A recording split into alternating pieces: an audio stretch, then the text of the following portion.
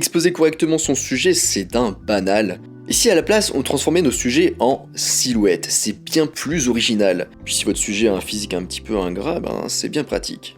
Je plaisante évidemment. Aujourd'hui on va voir comment faire une silhouette étape par étape. Allez, en avant, Guingamp. Je vous rappelle avant de commencer que sur mon site photomaniac.fr, vous pouvez retrouver l'information gratuite sur les bases de la photo. Vous inscrire, c'est totalement gratuit, vous aurez accès à plusieurs heures de formation vidéo.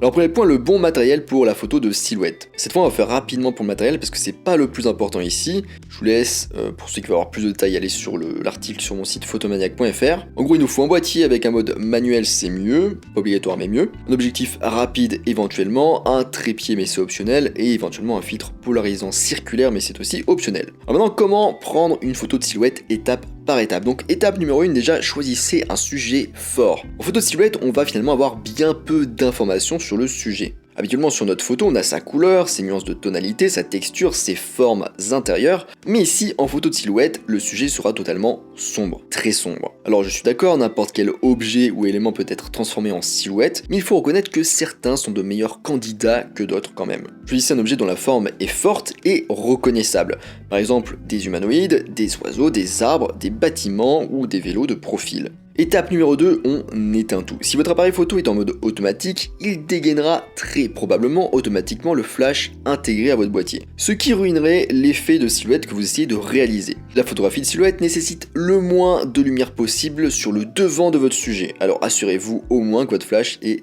désactivé. Étape numéro 3, assurez-vous que la lumière vienne de derrière. En photo de silhouette, on inverse tout ce qu'on a appris jusque-là. Le principe ici, c'est de prendre le sujet à contre-jour. Au lieu d'éclairer l'avant de votre sujet, vous devez faire en sorte que l'arrière-plan soit plus éclairé que le premier plan de votre photo. C'est le principe central de la photo de silhouette. Si vous prenez des photos en extérieur, il est essentiel que le soleil soit relativement bas au-dessus de l'horizon. En général d'ailleurs, on fait les photos de silhouette lors d'un coucher ou d'un lever de soleil. La configuration classique consiste à placer votre sujet devant le soleil qui se lève ou se couche. On utilise d'ailleurs beaucoup cet effet pendant la golden hour. Pour éviter les reflets, les éblouissements et les grandes zones blanches sur votre photo, cachez le soleil derrière votre sujet principal. Étape numéro 4, cadrer. Cadrez votre photo de façon à ce que votre sujet se trouve devant un arrière-plan uni et lumineux du coup. Étape 4, cadrer. Cadrez votre photo de façon à ce que votre sujet se trouve devant un arrière-plan uni et lumineux. Les meilleurs arrière-plans sont de deux types. Donc, premier type, un ciel clair et sans nuages avec un soleil couchant, typiquement la golden hour. Et deuxième type, un ciel nuageux avec de la texture, des motifs qui a l'avantage d'offrir un éclairage uniforme d'ailleurs. Petite astuce, pour bien positionner votre sujet devant votre arrière-plan, mettez-vous à genoux ou plus bas si nécessaire. Au niveau du lieu, les espaces ouverts sont généralement les meilleurs, comme un champ ou une plage. Étape 5, faites en sorte que les silhouettes soient distinctes. Si la scène comporte plus d'une forme ou d'un objet que vous tentez de silhouetter, veillez à bien les séparer. Par exemple, si vous réalisez une silhouette à partir d'un arbre et d'une personne, ne placez pas la personne en face de l'arbre et ne demandez pas à la personne de s'appuyer contre l'arbre. Simplement car cela fusionnerait visuellement les deux formes en une seule. Ça rendrait un petit peu tout ça confus. Essayez de rechercher des compositions simples avec des arrière-plans larges et unis pour faire en sorte que la silhouette soit le point d'attention central de la photo. Quand on ne peut travailler qu'avec des contours humains, la position des membres peut faire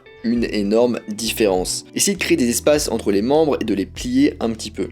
Si votre humain est tout raide comme un piqué, il aura une drôle de forme. Petite astuce, si vous photographiez des humanoïdes, vous pouvez les immortaliser de profil plutôt que de face. De cette façon, les traits, donc le nez, la bouche et les yeux, sont davantage soulignés et la personne est plus reconnaissable. Vous pouvez aussi demander à votre sujet de porter des vêtements plus serrés que amples, pour que la forme humaine soit reconnaissable un minimum. Autre astuce, si vous photographiez une famille, encouragez-les à se tenir le long d'une ligne imaginaire, puis à s'écarter de manière à pouvoir se tenir la main, les coudes légèrement pliés. Ils doivent être espacés. Étape 6, prendre la photo du coup en mode automatique. En automatique, votre appareil photo veut faire en sorte que votre sujet soit exposé correctement, sauf que ça ne se marie pas bien avec un effet de silhouette. Du coup, on va le tromper. L'appareil photo uniquement, je précise au cas où. Vous allez du coup, dans un premier temps, diriger votre appareil photo vers la partie la plus lumineuse de votre scène, puis dans un second temps, appuyer sur le déclencheur jusqu'à mi-course et ne pas le lâcher. Dans un troisième temps, vous allez bloquer l'exposition, le bouton avec un astérix sur Canon, AEL, AFL sur Nikon. Dans un quatrième temps, vous allez recadrer votre photo comme vous le souhaitez. Dans un cinquième temps, vous allez appuyer complètement sur le déclencheur. Alors, petite remarque, certains appareils photo disposent également d'un mode de mesure spot qui permet d'utiliser encore mieux cette technique. La mesure spot indiquera à votre appareil de ne mesurer mesurer la luminosité que sur la partie centrale de votre viseur, et du coup on va pointer cette partie sur l'arrière-plan lumineux ou à côté de la source lumineuse. Autre remarque, si votre appareil photo est doté de la fonction Daylighting actif, notamment chez Nikon, veillez à la désactiver, car cette fonction tente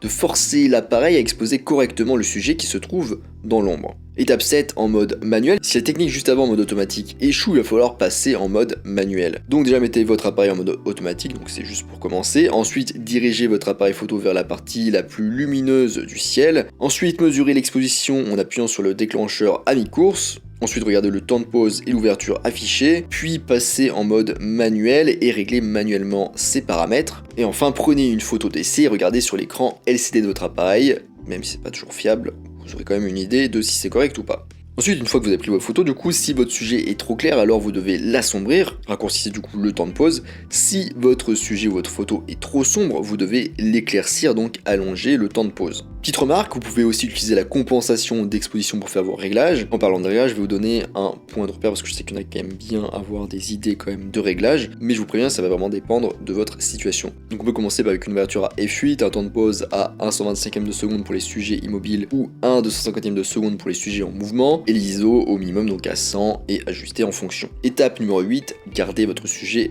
net. Si vous prenez votre photo en mode automatique, vous allez viser l'arrière-plan et appuyer à mi-course sur le déclencheur, etc. comme on l'a vu juste avant, mais du coup par défaut la mise au point elle se fait en même temps et donc elle ne se fait pas sur votre sujet mais sur l'arrière-plan. Donc pour ça je vais vous donner 2,5 solutions pour avoir un sujet net ou plus net. Première solution, c'est de mettre la mise au point sur un autre bouton que le déclencheur. J'en parle notamment dans ma formation gratuite, donc le mettre sur le back button. Pour que la mise au point du coup soit décorrélée de la mesure d'exposition et que vous puissiez la faire comme vous voulez. Deuxième solution, passez en mise au point manuelle et tournez la bague de mise au point de votre objectif. Servez-vous du coup de votre écran LCD en zoomant sur les bords du sujet et tournez la bague jusqu'à ce que les bords soient nets. Et troisième, 2,5e solution, c'est pas une vraie solution, donc c'est pour ça que j'ai dit 0,5, parce que je rappelle que seule une mise au point correcte sur le sujet permet d'avoir un sujet vraiment net, mais vous pouvez essayer de fermer un peu votre ouverture pour améliorer la netteté globale perçue et essayer de tromper un petit peu une mauvaise mise au point. Si vous avez utilisé le mode manuel pour la mise au point, c'est plus simple, vous pouvez juste faire vos réglages comme vu à l'étape 7, puis refaire la mise au point automatique sur votre sujet.